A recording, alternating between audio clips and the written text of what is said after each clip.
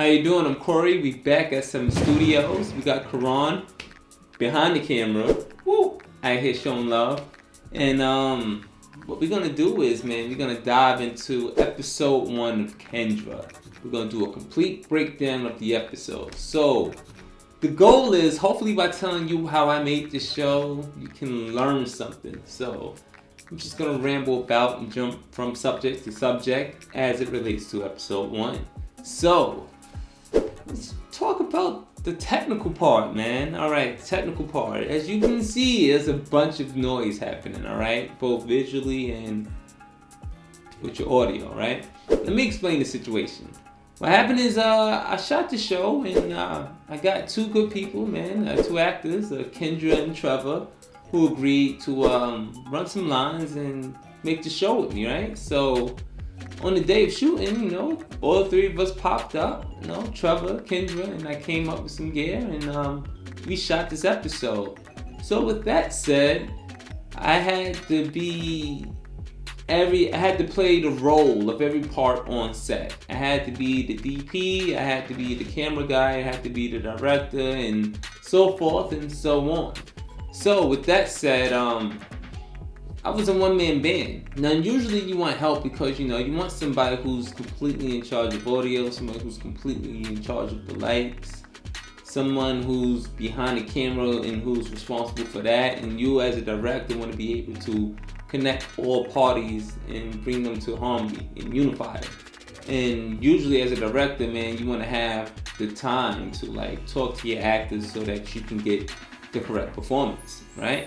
Usually you want to delegate or other responsibilities to other parties, right? And usually the more the merrier, the bigger your lighting department, the bigger any department is usually better, because the way sets work is that one crew come in, they do what they do, then they move out, and the next crew come in, and like I said, it's a unity, it's a flow, it's a pace, and that's usually what happens. But as the one-man band, I had to be aware of everything that's happening. And at the time, it was a lot to keep track of. Even now, you can slip, but the more you do it, the better you become.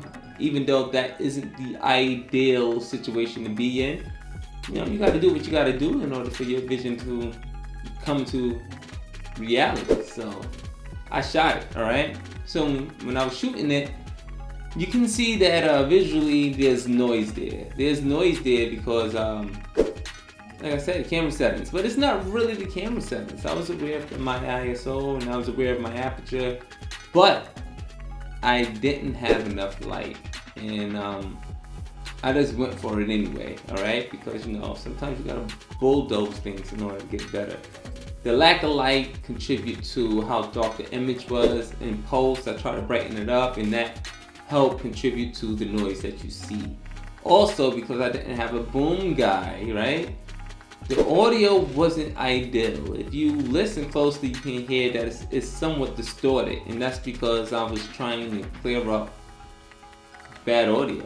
And that's what happens when you try to clear up bad audio. So, once again, the only way to really combat bad audio is to not get it. Get good audio from the beginning and then elevate it. Kendra, say something. Something. Because Trevor was unavailable after 1, we had an early call time. So 7 o'clock in the morning, we was getting up to film these episodes, and all the noise in the world was happening. You would think early in the morning no one would be up, but everybody was up. I mean, we had the birds chirping, we had the traffic going, we had neighbors blasting music. Mind you, the day we were shooting was a Saturday, so I get it. Saturdays, people usually get up, they moving, they're up and about, so that was that situation. And once again, man, I was also on a schedule, man, we had to move fast. Yes, call time was at 7, but everybody didn't get there at 7, alright? Some people were earlier than others, and whatever. Just setting things up, time flies, alright? So I had to make sure I get all the shots that I could get as quick as I possibly could get it. Because like I said, after 1 o'clock, it was done. It was a done deal. So, and mind you, man, everybody came out and showed me love. Let me not forget Shakira. So Trevor, Kendra, and Shakira, they all 3 of them came out. They showed me love. to perform their lines, and they did a great job at it. And I felt like I had to live up to the hype, man, and get all the shots and have them about their way at a certain time, as promised. You was totally with Brittany literally like the next week. Wait, I dropped one. Now, what I want to talk about is the topics. Actually, I want to talk about the script and the way it was structured, because I think that's important. I know before we even get to the equipment and the lighting and everything that happened on set, man, what we got to address is the script, because that's the whole blueprint, man. You can't create a building without the blueprint. We have to address the script. Yes, I wrote the script and it was structured a particular way. When I was writing the script, I was aware of the resources I had and the people who I knew was gonna say yes, all right?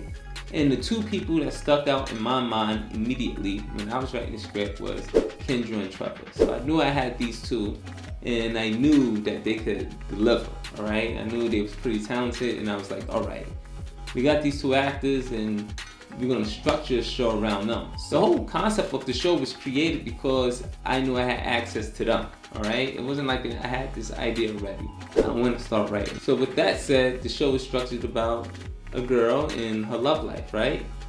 However, I didn't want to lose Trevor, all right? So this whole show is about Kendra and her love life and her journey as she's trying to navigate through the dating world, right? So what I didn't want to do was just use Trevor as one of those dates. I knew I wanted him to be one of the permanent cast. So in order to keep him there, I wanted to explore that relationship. And that relationship is that they're best friends. They're best friends, and they tried dating. It didn't work out, and that's pretty much the first episode. So if you look closely, man, it's structured a lot like a sitcom, which means that just how it begins is exactly how it ends. And when it begins, they're best friends, and when it ends, they're best friends, all right? But that I was okay with that. I'm aware that that the whole plot was pretty much fast forward, but it was only 5 minutes long. I'm also aware that the first episode didn't give a lot of character depth, but it's the first episode.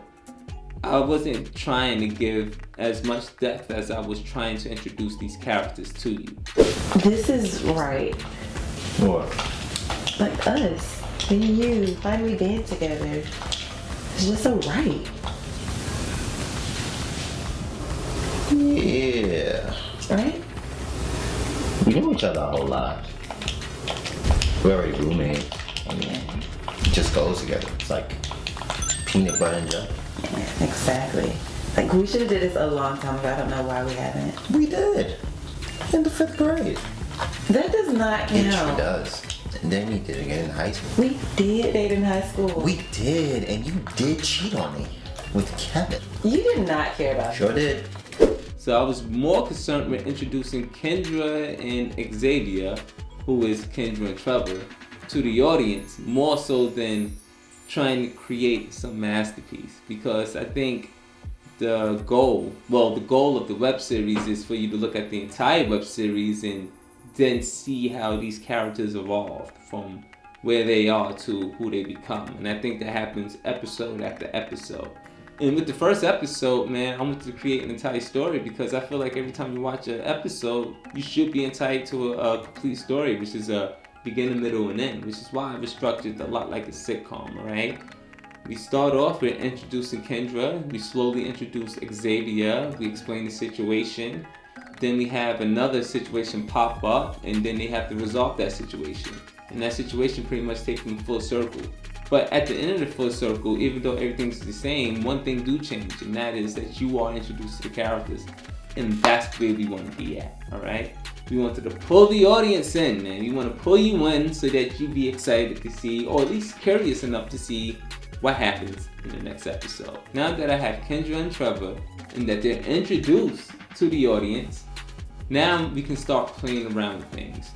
We got Kendra, we got Trevor, and no one's gonna wonder where Trevor come from. We know his story, and him just popping up always being around just serves the story so well to me. It makes it extremely convenient to write multiple episodes and really dive to her character, who I want to be the focus of this web series. Instead of her having these narrations, now we can actually have her having conversations with Trevor. So instead of just writing, alright, these are the thoughts in my head, she get to actually say and act and express those thoughts to Xavier, who is her best friend. Now, by having her do that, not only is it more entertaining, but we also have those thoughts contended with, because now Xavier gets to challenge her own thoughts and emotions and feelings. And that in itself creates compelling content. And that is the overall goal, alright? The overall goal with the first episode was to maneuver Xavier into the core cast, and once again, the first episode does that. There's a lot of creative editing choices that I made, which was to cover up mistakes. And once again, man, you gotta get everything in the can correct the first time, otherwise you're fighting from low ground. You never want to fight from low ground. You always want to be on high ground, because it's damn near law that, you know, the high ground wins. So get good audio and get good footage. And yeah, that's it, man. I think that wraps it up, man. Once again, I'm back here at 7 Studios with Karan, you. And until next time, yo, my dude Corey.